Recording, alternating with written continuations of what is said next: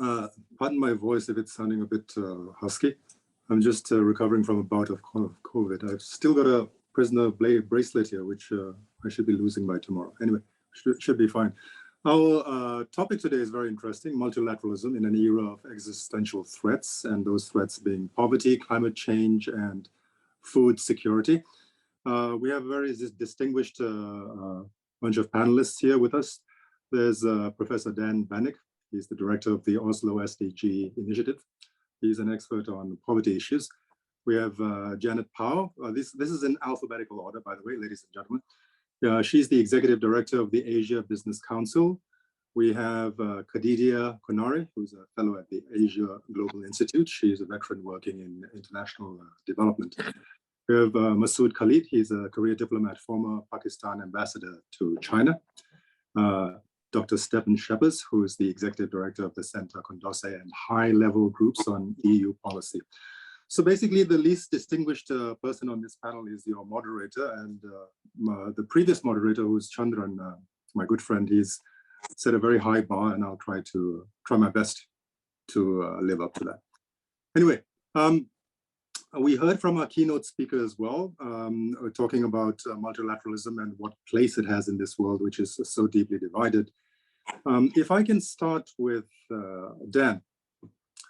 You're an expert in poverty issues. You're currently studying one aspect of it as we speak.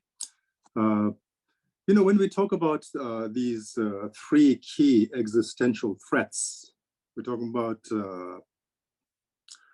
poverty, food security, and climate change. How would you rank these three in terms of the most severe? Which is the biggest existential threat, and how so? Well, I think we should start with actually trying to figure out... I'm so sorry. I'm getting a bit carried away, actually. That was just a very quick introduction. Our viewers all have your CVs, but can you make, I would ask each one of you to make your opening remarks, where you can talk for about 3 to 4 minutes and talk to us what you can contribute to this particular thing and what's on your mind right now. Can we start with that, please? Dan, sorry.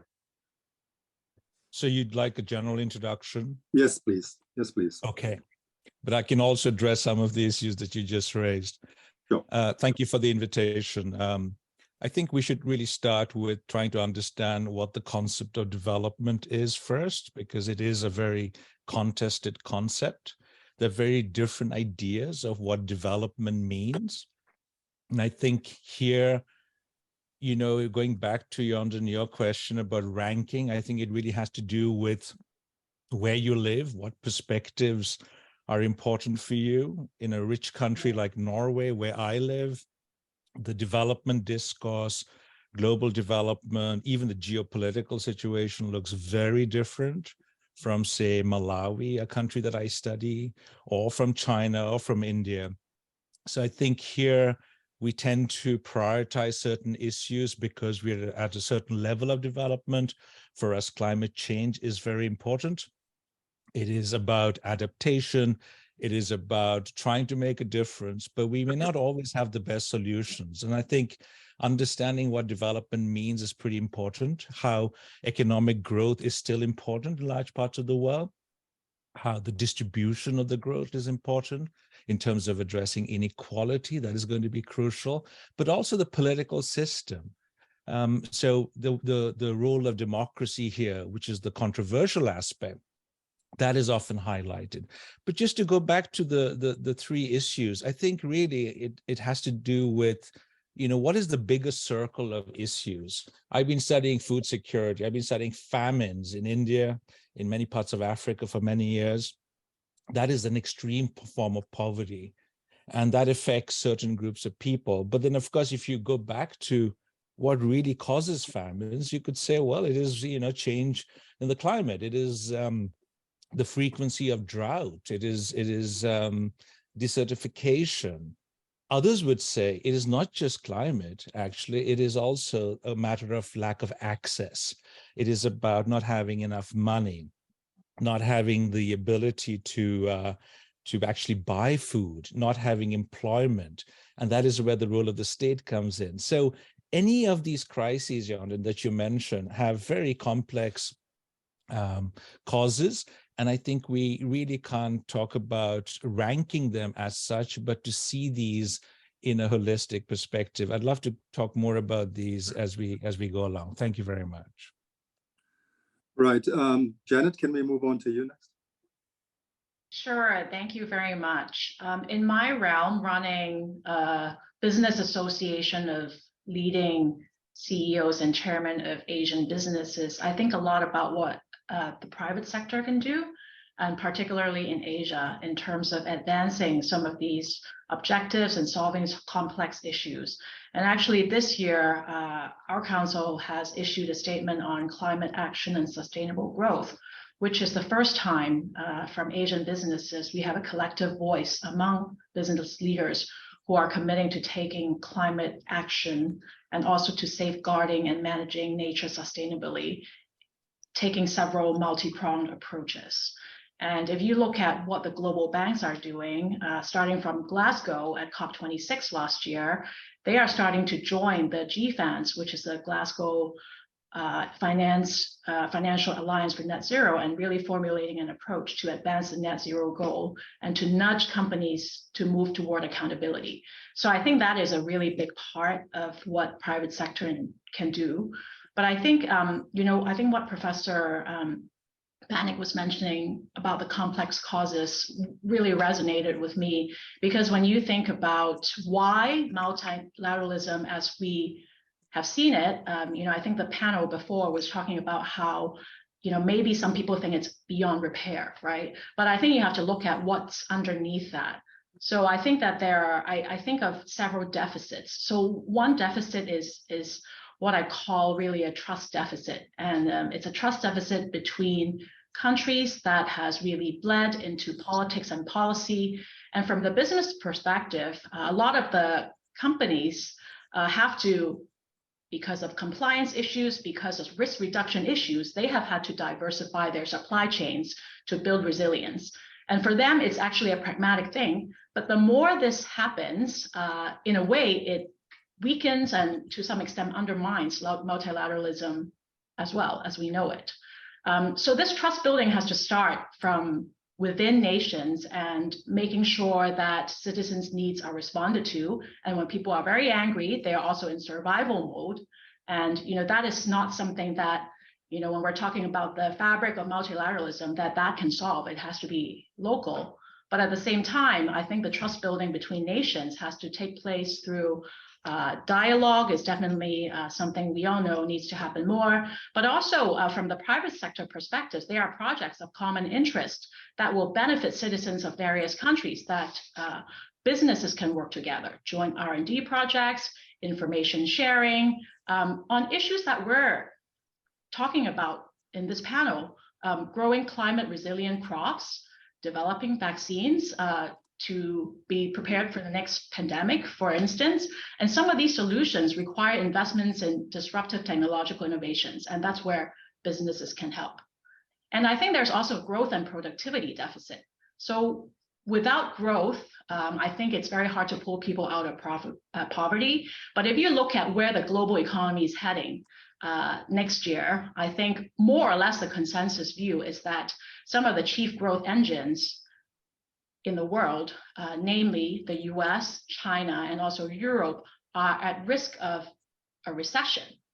So where does that leave us in terms of expanding the pie, right? We expand the pie through growth, and then we have the problem of distribution. But if we don't have the expansion, then the distribution becomes more contentious. So in a way, I think countries have to think about what the next plan they have is to restore growth and productivity and also ensure local job growth. And lastly, I think there is a skill deficit in people knowing how to do multilateralism. And maybe all of us sitting here are in sort of an echo chamber and we think multilateralism needs to work better.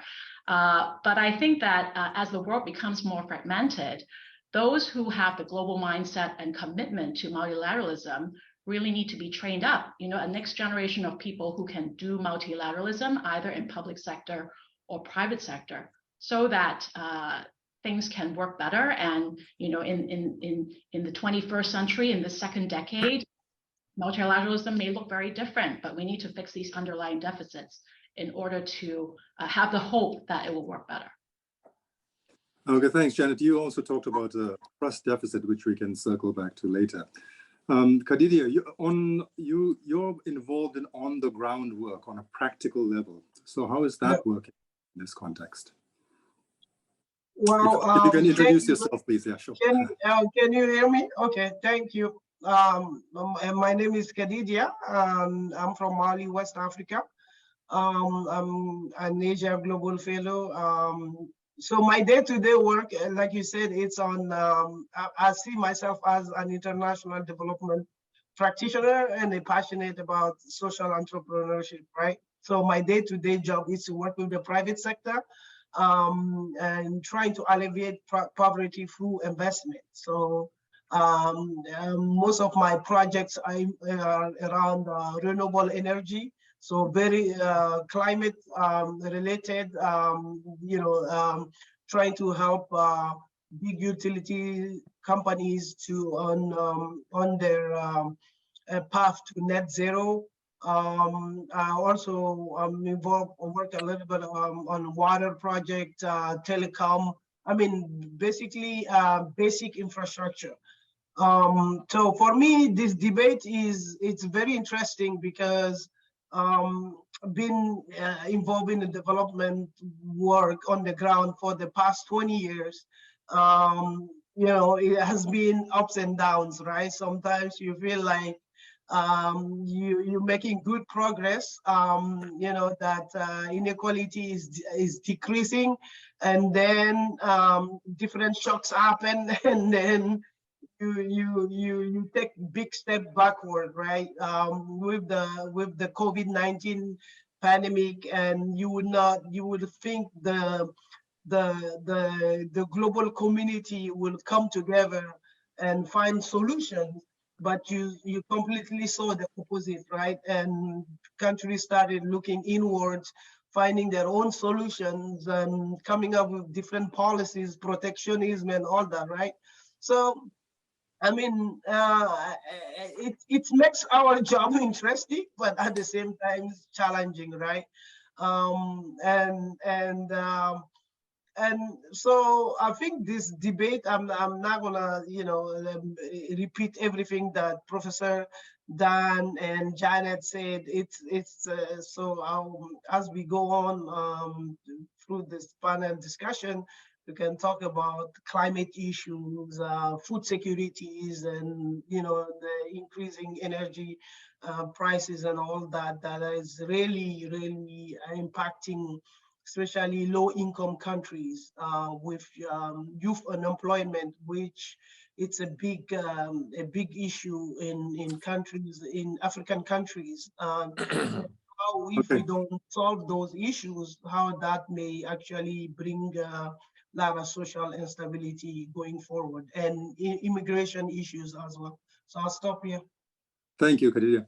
I think Masood has dropped out, so let's, Stefan, if you can pick up from there what we're just talking about, and if you can start with with introducing yourself first. Thanks. Sorry, Stefan, your mic is not on. We can't hear you.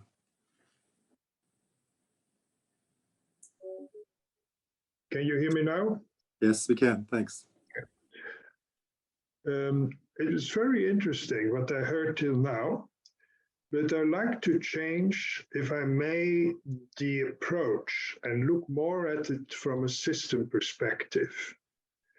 In Brussels, I steer these high-level groups on policy innovation, and they were launched 10 years ago by the European Union to avoid just that. How can we respond faster to changing contextual conditions in the economy, in the society, or in the world, geopolitical conditions?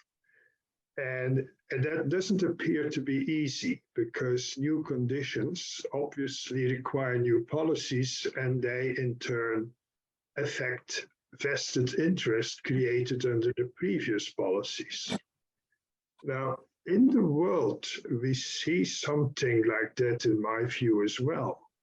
If we take a long-term historic perspective, the industrialization, which started in Europe and in the 19th century, spread to America in the 20th, led to an advance economic growth and social welfare in the so-called West. I think the West doesn't exist. I see, first of all, increasing differences between Europe and the United States. They're plastered over for various reasons, but they cannot long be hidden, and they will lead to increasing divergent policies, which is something I think the rest of the world should keep in mind, because the interests are different. United States developed what I would like to call a pure capital-driven market economy, whereas European countries have gone to a more socially corrected market economy. And that means that the balance of the factors of production in Europe and America is slightly different. That has important consequences in the long term for policymakers. Now, what also happened in the late 19th, 20th century is something which is comparable to those of which some of you who occasionally work in the garden will understand, grafting roses. The industrialization and modernity of Europe's later America has been grafted like in a rose garden on other civilizations, on other countries. And they are now actually exploring their own pathways to modernity, which, given their different histories, their different sociological and background, their different geopolitical positions, geographic positions and all that, lead to a divergence of systems. And this is something which Europe is more easily adaptable to because of its own internal divergence. The market economy of Norway is not really to compare easily with that of Italy, for example, or Belgium. Yet they're all market economies, they're all liberal social democracies. So this is something we now have to learn, that the world cannot be a copy-paste of American political system or American economic system. And that process is only about to start, because the multilateral institutions, is my last comment, which were created after the Second World War, were of course created by Americans in the first place and Europeans following them, because Europe at that moment was down and under after the Second World War. They just had to, they were followers. The most significant event since the Second World War is the creation of the euro, because the euro currency is an attempt of the Europeans to get out under the dominance of the US dollar. And that changes. If you now see the rise of the renminbi, that has already changed the global economic order, but the consequences of which will affect multilateral institutions created 60 years ago in a different contextual condition, different political, economic conditions. There were two world powers. If you take the Soviet Union, maybe as the third one, but they hadn't a role because they were economically far behind the so-called West. But that situation is gone. And we therefore need to redesign a multilateral order, taking account of diversity and taking account of new needs One of them is, of course, the inequality in the world resulting from European and later American colonialism. We should look at economic history. Until the end of the 18th century, inequality in the world was much less than it is today. We need to restore that. So inequality is the first issue, and then we come to the issues Kadidia mentioned, etc. And the second, of course, is our common threat, which is climate change, which is a result of this industrialization, which has to continue. I'm currently in Africa. Africa needs the jobs for its millions of young people. You can't create these jobs just in tourism. You need a whole economic system development for that. So I stop it here with these 3 remarks, and thank you for listening. Thanks, Stefan. You did mention the importance of climate change, and that's where Masood comes in. If I can just put this into context, Masood, your country was hit by devastating floods. And what I saw, especially with the media coverage in particular, was a complete disconnect with how bad it was. It had to be explained to people in this part of the world and in the Western world in terms of it was the equivalent of the entire United Kingdom being underwater, the whole of Britain, Scotland, Wales, everything, right? And people didn't understand the impact of that until then, but you are seeing the consequences. Masood, if you can start your introduction with that. Well, thank you very much. First of all, I'd like to thank the GIFT for organizing this event and inviting me. And also I'm, surrounded by such a distinguished panel of experts who will obviously give their input, which will be very valuable. And I look forward to a discussion. I'm not a financial expert or an economist. I'm a student of international politics and a diplomacy practitioner. First of all, about your, and I'll take a few minutes to make my key points. But coming back to your question, yes, it was a devastation which was unprecedented. 30 million people, just stranded, and they are still facing the after effects of this huge deluge, and crops destroyed, houses destroyed, schools destroyed. Well, the initial estimates are that the economy has suffered to the tune of about $30 billion.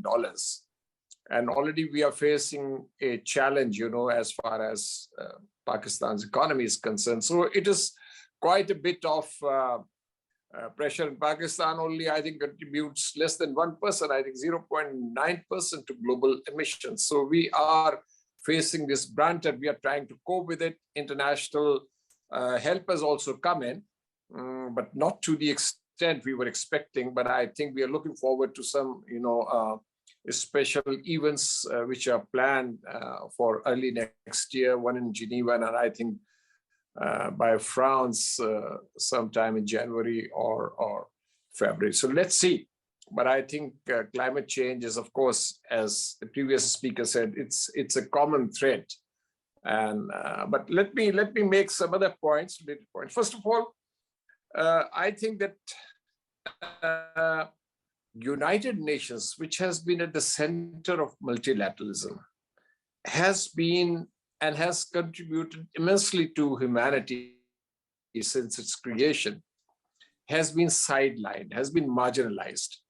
It has been made ineffective in terms of its primary responsibility to maintain international peace and security. So this is one important erosion which has occurred in the international system. We have seen also that how interventionist policies have been pursued in flagrant violation of international norms and UN Charter, and have destabilized the international order. So in my view, we are at the cusp of an international order which is in great flux. due to major geopolitical and geoeconomic shifts, with trends of confrontation and unilateralism replacing cooperation and multilateralism. Of course, globalization is under threat. International governance structures which were created after Second World War are losing their effectiveness. And the fruits of technology also, while we are seeing a lot of developments, but the accessibility of technology for all is still not there. And our world is riven with challenges of climate change, food security, energy security, and you name them. Of course, organized crimes, transnational crimes, refugee problems, migrations, rise of racism, right-wing populist nationalism, terrorism, cyber crimes. And look at what happened in Germany. I was really surprised in a democratic society like Germany, such a developed economy, a group of people try to stage or plan a coup to disturb the order. So look at these trends, negative trends, which are, shaping up our lives. Now, COVID pandemic has, of course, compounded the poverty. And I was reading that nearly 100 million people have been pushed to poverty level even this year. And developing countries are facing a debt crisis due to rising inflation, slower economic growth, and rising interest rates. And according to an estimate, developing countries owe about $200 billion to MDBs and developed nations, as well as private creditors. The World Bank and IMF are predicting that 60% of low-income countries were in debt distress or at high risk. And of course, as a consequence, many developing countries face social unrest. So we are entering in a difficult 2023. Climate change, I already talked about it. Pakistan suffers a loss of about 30 billion. Let's see how we manage. So it's also unsustainable, this rising debt and the poverty, climate change, how we are going to cope with this problem. And UN Secretary General has been, making repeated calls, waking up the world to get their act together. So I'm not sure how COP27, the outcome is before you. So developing countries need financial support, debt restructuring, larger concessional inflows, and larger FDI to offset the adverse effects of multiple crises. Professor Stefan rightly mentioned, and it was a very interesting dimension which he highlighted of the incompatibility, I would say, or between the European economies and the American economies. And he brought out a very good point, actually, for our discussion. So what are the problems? Technology and trade war, COVID pandemic, climate change, conflict in Ukraine, all these have created a cumulative effect of creating this emerging crisis in the world. So in my view, no country, no matter how powerful, can cope with these myriad of challenges. And of course, given the interconnectedness of global economy, decoupling of one economy from the other, or decoupling of Chinese economy from the American economy, I think it is simply impossible and unrealistic, actually. So we swim together or sink together, as simple as that. Final point, what is causing all this? I think previous speakers in the last session also alluded and mentioned. Of course, there's growing geopolitical competition between the United States and China, which has major implications for global political and economic stability. And in my view, unilateralism and this zero-sum game and the winner takes all, this kind of approach is not going to work. It's going to create a lot of destabilization. Already we are, facing great amount of uncertainty. And so I think it is better. Those who are responsible, big powers, they owe it to us, to sort of retreat and get back from this escalation of tensions and polarization. And last thing I will say, and I think I will share this quote from, it's a very interesting thing, and it sums up what the problem is. Richard Haas, you know, a noted scholar, American scholar, and I think he's now the president of the Council on Foreign Relations. He said in a recent article in the Foreign Affairs, and I quote, that the heightened geopolitical competition makes it even more difficult to produce the cooperation demanded by new global problems, unquote. Thank you very much. And I look forward to a discussion and, you know, question, answers, and comments. Thank you very much. Okay, thanks very much, Masood. We have questions already, so I will take the discussion into certain areas, but there were questions for Wang Hui, Professor, our keynote speaker. Myra, is he available still? Okay. Okay. Yeah, hi, okay. So anyway, Masood, you also mentioned this. Our previous panelists at the previous panel, they talked about the China-US tensions as one of the primary obstacles to all of this. You also mentioned how this whole thing could just be an echo chamber where we talk about solutions, but we're not looking at this basic divide between the US and China. And it's reached a stage where it's not just geopolitics and competition to do with the economy and everything else. We're on the verge of war. Our opening keynote speaker before the first panel talked about how dangerous it was with Nancy Pelosi going to Taiwan, the open provocation, that kind of stuff. So what I wanted to get into was China seems to be doing what it can right now in terms of getting it right at home. Poverty alleviation, common prosperity. You go to China, this is not propaganda. It gets dismissed in the West instantly as propaganda, communist propaganda. But if you go to China, you visit Chinese cities, people are doing all right. You don't have mile upon mile of pavements of people defecating on the streets and living in tents. They've wiped that out. And not that they've sent those people to concentration camps or anything. They've genuinely made their lives a little more livable, more prosperous, right? So the thing is, how much, you've seen the vilification of China, you've seen the constant provocation and the criticism and everything, but how much of this needs to be fixed from Western society's part to start with, starting with the US? So Professor Wang, if I can start with you with the question here, it was basically, says in the case of nations, it doesn't bring in the US yet here, but this is still pertinent. In the case of nations such as China and Japan, how can governments improve their messaging so that the prospect of cooperating with a historical enemy is palatable for the general public? I think that applies to not just Japan, China, but China versus the West and with everyone else.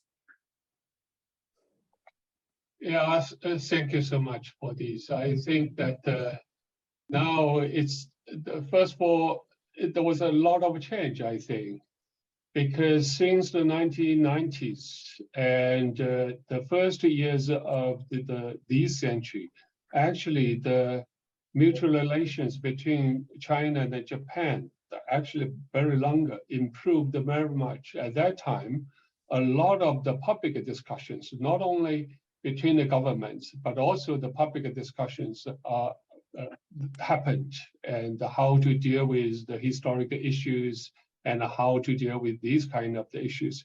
But obviously last years, on the one hand, you have a lot of the academic communication and so on and so forth, but much less than before, that the different, the friends or the intellectuals or the activists that directly address on these tough issues face to face. So that's, I think that the changed atmosphere is very, very important. Let me say that when I was editor-in-chief of the Dushu magazine, we organized a series of the discussions among Chinese scholars and the Japanese scholars and the activists to talk about these issues. It's quite a tough issues at that time, which were really received where we have the some discussions are published in both countries too, so for improve that. So it's now the difficulty is that the relationship between China and Japan, and also the Sino-American relations, is not only the hostility was not only happened between the governments, but also the state.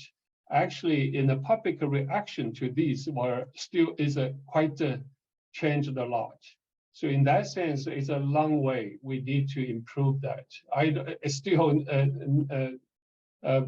And also the economic relations is still, even in the current situation, still have a lot of the relation integration continued. Like the Sino-Japanese economy has been to integrate a lot of the corporations, and but the public opinion changed so much, so that I worried about that.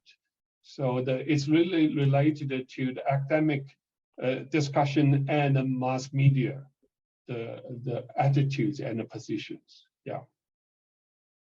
Thanks very much, Professor. So there is no real solution per se without the US and China working together, right? Both are equal partners. It's in the world's interest that both these countries prosper, and then they get along, and then they're allies. I'm not diminishing the value of everyone else, like Asian countries, for example, but we need cooperation between these countries. We need them to step back from the brink before we go into all of this, and then we can start fixing everything, right? So if, Professor, you can answer, and if the other speakers could please chip in as well, and what do you feel about this? I just briefly Yes, say this. That's why I think that it depends on the third parts. The third is not a single one. It's not only between China and America. If the Europe plays different roles, or Asian countries, they already play the roles. So that will improve the relationship. So it's otherwise it's a polarized. That's very difficult. That's why I said that why we need to rethink about that early legacies to think about these relations. Stefan, would you like to step in? Well, I raised my hand because I can't find it on the system here. I'm a person from the analog age, I'm afraid. I just wanted to make a small comment here. When we speak about the China-US opposition, one cannot ignore the internal situation in either of these two countries. I don't know China well, but I know that in the US, the military-industrial complex is a key player in the whole economic system.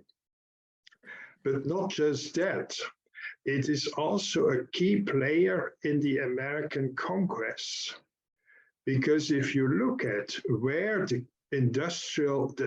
military industries, the key manufacturers are located, they actually command a majority in the American Senate, because the senators from these states cannot afford not to support the industries which provide the jobs to their electorates.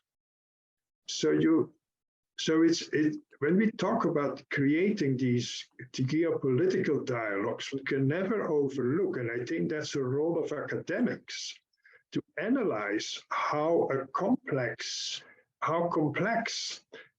conditions influence, have a hidden influence, in fact, because we seldom talk about this, on the geopolitical relations, in this case, between China and the US. And I'd like to repeat again that because of a number of social, economic, and historic conditions, Europe would like to get out under this American dominance, but it cannot, because it is still dependent on the NATO alliance, which after the disappearance of the Soviet Union, unfortunately did not disappear, because it is an instrument to maintain some form of control. This is why I earlier said the creation of the euro was a big step of emancipation again for the Europeans. Yes, Okay. sure. Who wants to go first? Madam, you raise your hand first, and then Madam. Okay. Okay, thank you very much. No, I wanted to come in. I think if you speak to many low-income countries, they don't want to get involved in the conflict between U.S. and China, right? The development challenges are big enough, and they need enough. They need a lot of resources to face them. And they're not getting enough from China, and they're not getting enough from the US, right? So they will welcome both resources from both sides, and if not also from the European Union. So, so this conflict, and I agree with the precedent panel, if many people see that if the US and China, they don't resolve that, we don't see really a way forward in the multilateralism and how we're gonna cooperate going forward. So this needs to be resolved, and we don't know how, but you know. Masood. Yeah, I know. Taking the cue from what Kadidia said, actually the developing countries, poor countries, smaller countries, I mean, like my own country, we do not want to be caught in the crosshairs of this rivalry and, you know, this competition, which is actually on the point of, you know, I mean, it can precipitate and lead to a conflict, as you mentioned rightly, be it on Taiwan or South China Sea, I don't know. One can't rule it out. But the aspiration of developing countries is, of course, development. They have huge development issues. Like, for example, I think it will take years for Pakistan to rehabilitate its economy because of these floods.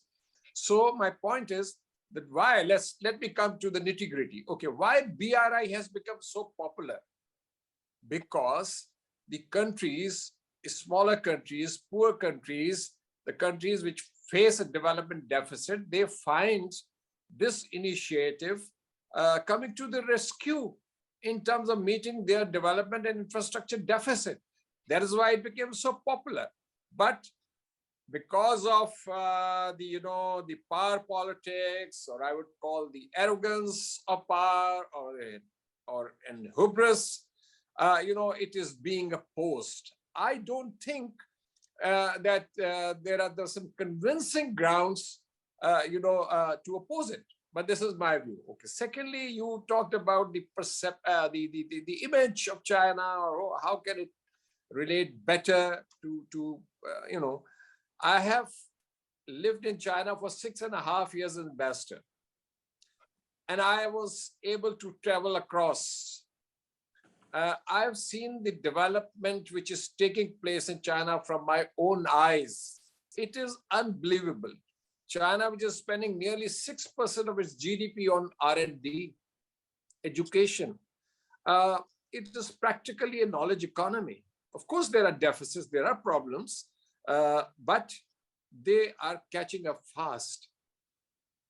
So lot of, the image of China abroad is tarnished by two P's: perception and propaganda. So a narrative has been built that there is a huge violations of human rights. There is repression in China. The people are not happy. This and that. Nobody can keep 1.4 billion people happy all the time. That's not possible. But you look at the sum total of achievements of that polity, of that system, whether that system has delivered or not. In all fairness, the system has delivered. I'm not talking about the merits or demerits of the system here, political system or the governance system. That's a separate debate which can take place. You can have a separate, theme, 2 hours session on that, and we can argue. But my point is that system has delivered to improve the lives of a common Chinese. And they realize that new China has given them hope, and they take pride in it. They take pride on their achievements. So coming to this, coming to my last point, I mean, I'm not talking, I'm not referring, I don't want to, start the blame game, but I would like to pose this question to the audience here. Who instigated this crisis, which is now, affecting all of us in terms of this polarization in the international system, in terms of this escalation in tensions between the two biggest, economies, and a superpower and an emerging power. So I think there is a need for mutual retreat. China has, in my view, all along advocated, and there are hundreds of statements by the leadership there and their pronouncements, their editorials, that China believes that both can coexist, both superpowers can define or redefine the contours of their relationship for the future. And this has to be on the basis of principles of coexistence, cooperation, collaboration, rather than confrontation or, and a hostility, which can slip out of hand. I tell you circumstances when something is unleashed and there is a trigger, then things get out of control. And when things get out of control, whether you are a superpower, a major power, or the first economy or the second economy, it's very difficult to come back and make a retreat. So it's time is now to think through prudently and pragmatically whether this sharpened rivalry is in the interest of United States or China or rest of the world. Masood, you mentioned perception. So here I have to raise my hand and profess guilt in terms of my own profession and how it helps with the spreading of this the perception issues, the misconception. Let me give an example. So a senior colleague of mine visited the US recently. She was there for quite a while. And she's telling me, oh my God, every person I speak to seems to think that in Hong Kong, we are all walking around with our heads like this because we are about to have police buttons descending on them. That is the impression that the media gives them. So, and it's all to do with our national security law and how much repression is going on. And I think in the previous panel, some of the speakers mentioned this as well, but the US is having national security trials right now with the January 6th thing. It's not called national security, but it's all to do with national security, with the domestic threat. You have Germany with the thing. And you have laws against this sort of thing, and the laws are carried out, and that's what happens. That's exactly what's happening in Hong Kong, but it's to do with the media and the amount of misconception. And often the media narrative is the governments don't have to do propaganda anymore. The media does it for them willingly. So anyway, that's my input, but we have a question here, which I think is more pertinent to this discussion. And if I can start with you, Dan, first, and then Janet, maybe you can chip in as well. This is a very interesting question, and I think it's very pertinent as well. So if China and the US are unable to put their differences aside, what can the rest of the world do in the meantime to get a move on and address these existential threats? When you have two such powerful players who dominate world discourse and world trade and everything else, they are at loggerheads. How does the rest of the world go on without taking sides? Thanks, Yonden. I've been waiting to speak. There's so many interesting things up here. I don't even know where to start. So I think we risk being all over the place, but I want to actually address that question by returning to what I think is the theme of this panel, which is multilateralism. And for many years, many scholars have been saying that multilateralism perhaps is in crisis. And so it would be interesting to actually look at that. It could be the origins of the so-called crisis from the Iraq war, to the Trump administration's reluctance and withdrawal from the WHO during the pandemic, and the sort of consistent underfunding of UN organizations, and then, of course, this great power rivalry. I really think we should move beyond just China, US. There are so many other actors that are important here. There's talk about the African Union getting a seat at the table, the G20. There are so many voices, particularly from the African continent, saying that they've been systematically excluded from global policy processes. And I think this is the key issue, that sometimes we're blinded by this China-US rivalry, and we don't think about how people really are clamoring to be included and to be given a seat at the table. Which brings me to the role of the UN in many ways. It was mentioned that there's been so much talk about reforms, etc., but there's very little that is done. And here we see that China, in a recent paper that we've just published, we looked at how China addressed issues of multilateralism during the pandemic, and China kept insisting that it is unilateralism that is the problem, of course, pointing to the US. And China has in many ways embraced the UN, having reluctantly been somewhat, wasn't very active in the beginning, but has now embraced. And there are certain reasons for this, because the Belt and Road Initiative was mentioned. And for many years, it has been extremely important for China to project the Belt and Road, or the principles of the Belt and Road, to be very similar to, say, the 2030 Agenda and the Sustainable Development Goals, which is what the UN has been championing, right? So it was the idea that if you promote the Belt and Road, you're promoting the SDGs and vice versa. Now, the SDGs did not really get the kind of political enthusiasm in many parts of the world. And it is often, you know, we think about the pandemic, we think about the war in the Ukraine as having somehow excluded this kind of focus, but it turns out that we weren't making much progress before. We were being stingy. Foreign aid is decreasing. And so when we talk about the UN, you know, we don't even fund the UN properly. So there are different sort of narratives there in terms of the crisis of multilateralism.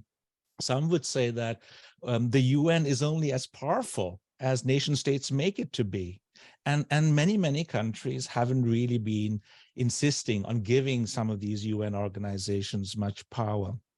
And then I want to actually just address something that you mentioned, Yonden, that yes, it is one of the biggest success stories in international development, how China was able to lift 500 million people out of poverty in 20 years. It is unprecedented. And extreme poverty, at least officially, has been eradicated. And there are many human development related issues that are not on par with many other advanced countries, but China has reduced poverty. Now, the problem often arises, or the challenge and the narratives differ, is when the so-called China model is applied outside, right? So if, say, the BRI is a classic case. It was mentioned by, I think, Professor Wang, that non-interference is a crucial principle. Yes, it is very important.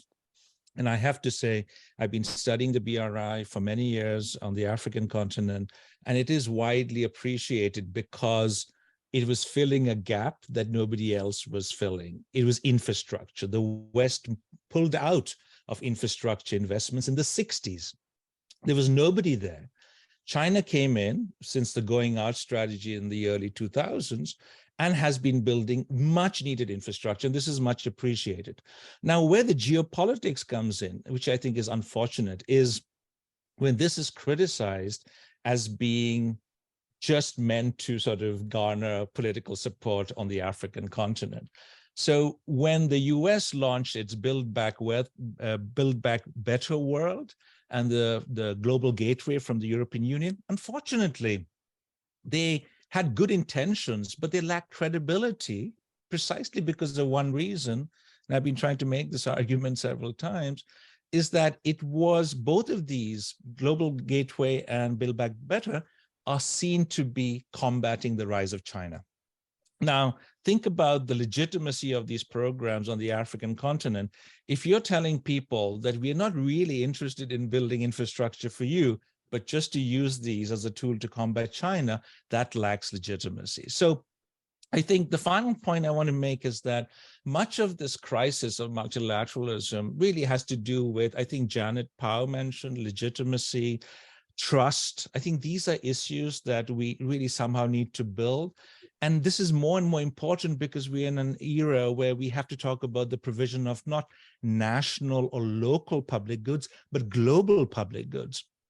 And the biggest challenge I see in terms of providing global public goods is the lack of a credible, legitimate international architecture. The UN is there, but we need to somehow either strengthen it or do something about it. As things stand now, every nation is thinking about, I think Kadidia was talking about this, everybody has become selfish, and we somehow can't seem to go beyond the kind of national interest. So I think the key question going forward is, who is willing to relinquish a bit of their power, a bit of their self-interest in the interest of providing a global public good, and not even being worried that there will be a free rider problem, that somebody will benefit, right?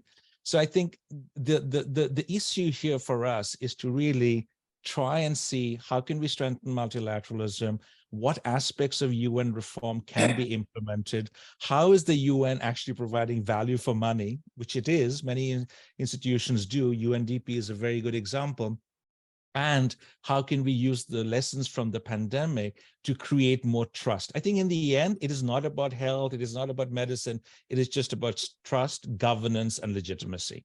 Thank you. Janet, you also before Janet coming, Professor Dan. I mean, I think I want to disagree a little bit with you here when you said that you know, Africans are looking for a seat at the table. African Union joining G20 and all that. If you talk to the general population, people want a better life, right? They want jobs, they want to improve their living conditions.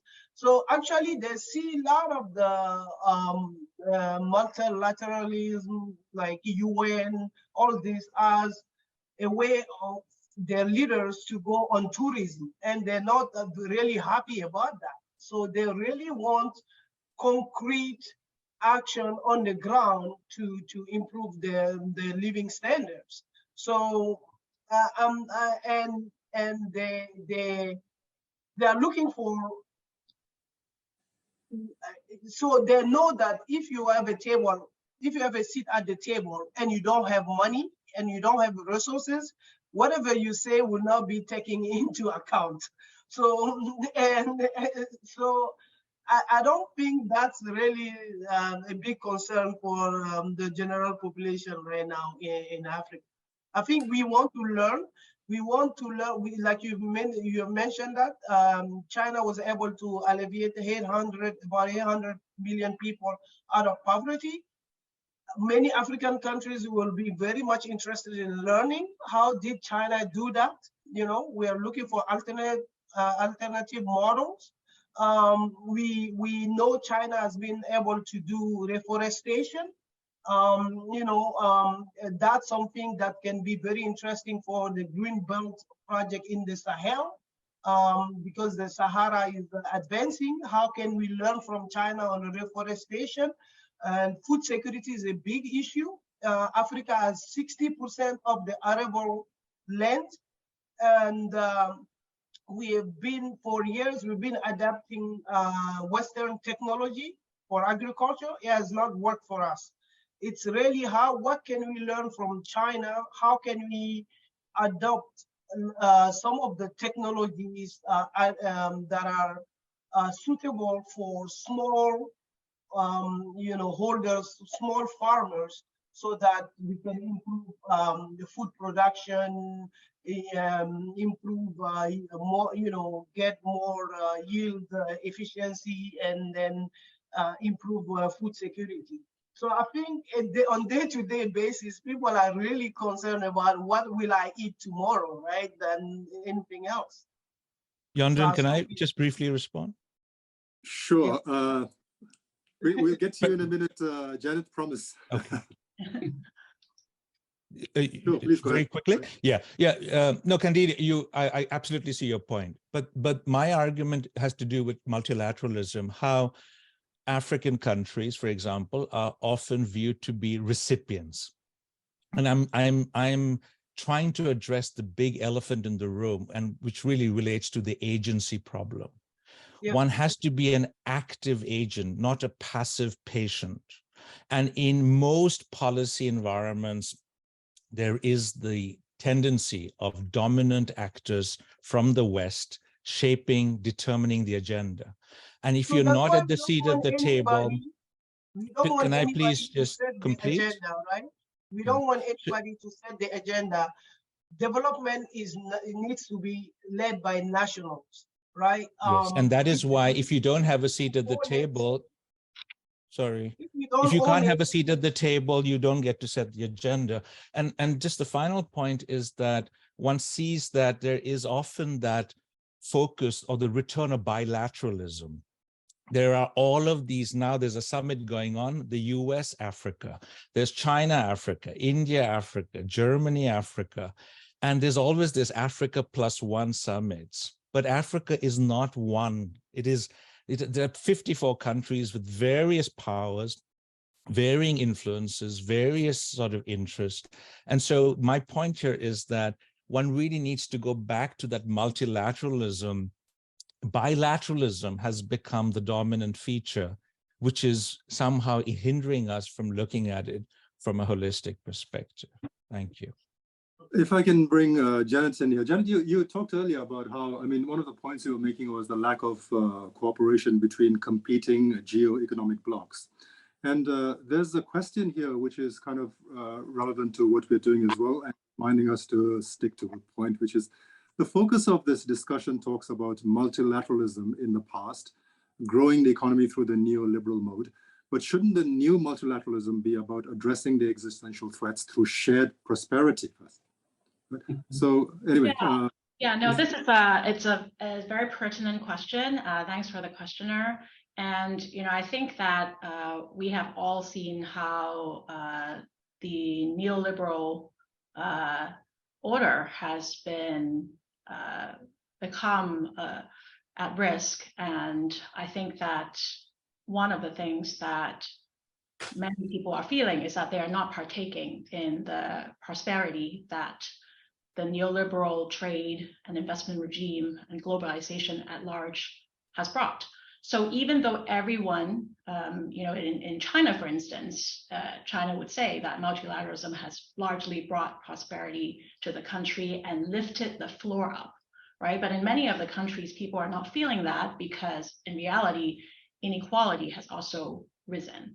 And so I think there has been a backlash, and certainly, among the business and policy making community, there is a lot of soul searching.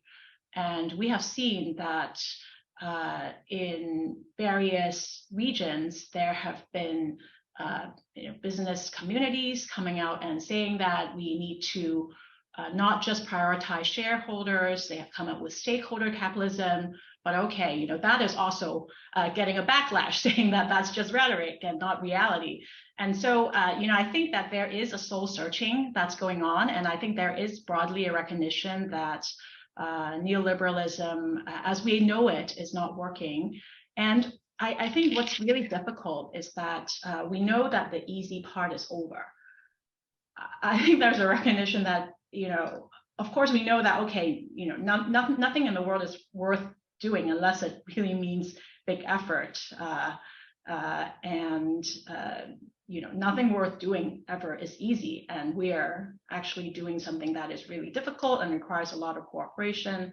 I think what's difficult is that, Yonden, you were mentioning before, I think earlier you wanted me to talk about taking sides, right? The US and China have many areas of tension. What are the other countries supposed to do, and how can we maybe get back to a more stable regime of cooperation, at least in the areas where we can? I can say that in the realm of the private sector businesses, regional businesses and global businesses largely prefer not to pick sides. China is a big market. The US is a big market. I think for compliance issues and because as I was saying, a lot of this fragmentation is bleeding into economic policy and trade policy. There is sort of no choice that businesses can have in terms of picking sides, right? They just have to comply with wherever they are headquartered and wherever they are operating. But that is, I think, becoming much more difficult when businesses are saying we prefer not to pick sides, when countries are saying we prefer not to pick sides, but then they are forced to, right? So I think that, a lot of difficult questions that we have to address. How do economies grow without destroying the environment? How do businesses grow without picking markets? How do we harness technology in different countries while navigating this increasing bifurcation of technological standards? Nothing is easy, but I do think that what we have to get back to, and that to some extent the rules have to morph, but I think we have to get back to the rules, right? What really are the rules of the road that we need to preserve, and what are the new rules of the road in the different areas of focus, be it trade or public health or technological cooperation, that countries can agree on? And I think it's unrealistic to expect the multilateralism as we have conceived, or the US has largely conceived of 70 years ago, will still work. I mean, we are living in a divided and fragmented world where national interests are often prioritized over global and international interests and even development goals that we're all passionate about. But I think that in reality, I mean, we have to carve out different rules through agreements, and global agreements are better, but regional agreements are preferable to none at all. So I think that just requires a lot of wisdom from diplomats like we have here, and people who are policymakers. And I think for those people who are leading businesses, a lot of people are quietly taking leadership. Thanks, Janet. Okay, we are running out of time, but we do have time for a couple of questions. I do want to highlight this particular question, just to clarify that I'm not here to protect China from criticism here. So this particular question was, how is China cultivating a sense of trust? It's more of a rhetorical question, I would assume. How is China cultivating a sense of trust when loan contracts and legislation are purposefully broad and secretive? Do you agree there needs to be demonstrable improvements in transparency for China to gain trust internationally? And called me out, this viewer called me out for saying, you mentioned that the NSL laws in Hong Kong are comparable to other security law legislation abroad. However, even your own newspaper describes some provisions are in sharp contrast to modern practice after analysis. Okay, fair enough. Anyway, but we're not here to talk about me and my politics here. So there's a particular question for Professor Wang. What are the chances for and ramifications of a non-aggression pact between China, Russia, and India? Not a heartland NATO, but a non-aggression pact to remove risks of tensions, conflicts. But before that, Stefan, if you could please, you haven't had a chance to say anything right now about all we've discussed. So if you want to comment first. I had a couple of very brief comments on what previous speakers said, all very pertinent. I agree with Dan that we need to reform multilateralism, but that requires, first of all, to have to diversify the different interests and positions of the US and Europe, and no longer to talk about the West as one single bloc. And the second comment I have to Kadidia, yes, I do a lot of work in Africa myself. I think Africans should get rid of aid, of the white industrial aid complex, as a Nigerian official it once called. But that means it should also get its own act together and create the African Free Trade Area, which has on the books for many long time, and which now is envisaged for even a longer time. There is really pressure, because that would help African entrepreneurs to integrate in global value chains. And that would bring exactly the kind of stimulus which we have seen from China's integration in the global economy. And the final comment is that when we talk about each other's concepts, I think we all must learn to first define what we mean. Democracy is not a single concept, it's multiple. The same is true about liberalism. European market economies differ fundamentally from the American one. You cannot qualify both as neoliberal. And I think one of the contributions panels like this and an institution like GIFT can make is to bring a more diversified conversation between not just like-minded people, but people who start from different perspectives and then move to common consensus. And that would be is really important at an age where where the public debate everywhere is very much disturbed by social media. Thank you.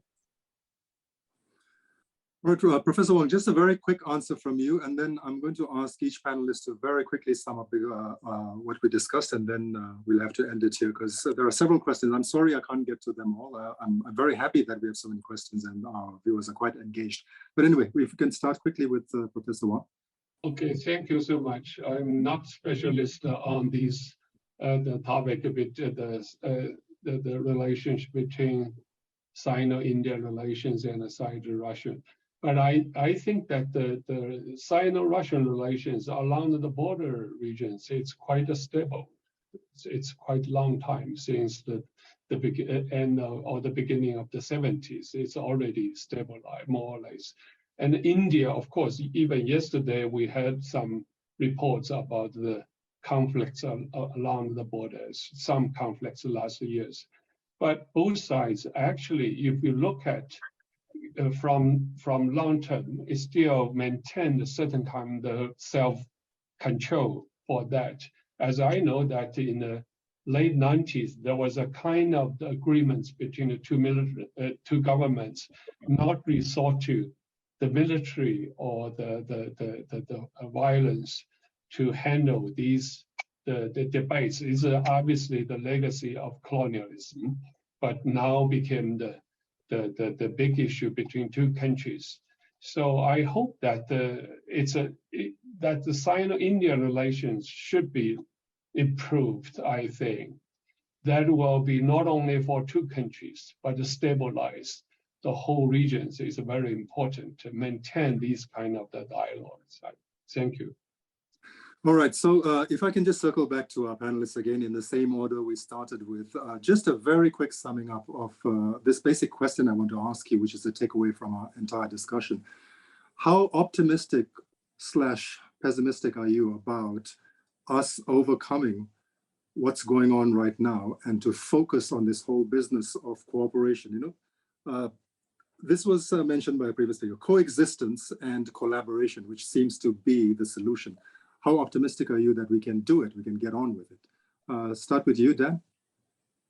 I don't think we have a choice. We have to be optimistic. There's no other choice.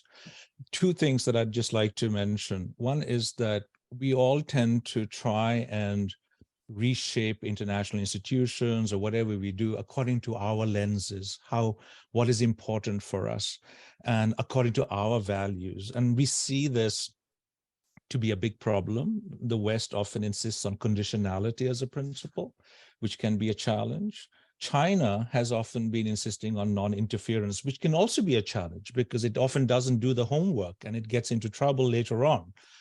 We don't have time to express that. So I think it is our interests that need to sometimes take a back seat in the interests of the global public goods. And the final point I want to raise is that it isn't just nation states that are influential actors. Just the Washington Post had a piece yesterday about how billionaires are increasingly shaping climate change policies. They are not elected, but they have enormous power to shape and do what states are going to finance in the end. So I think we have to also look into all of these other actors, not just states, that are coming into the play, and the kind of influence that they're going to have later on. Thank you. Janet, you're next. Yeah, I have an observation after our very interesting discussion. I think our starting point, and as indicated by the title of this panel, is multilateralism in an era of existential threats, which assumes to some extent that multilateralism is a kind of antidote or medicine. But I think as our discussion is unfolding, it seems like multilateralism is the patient.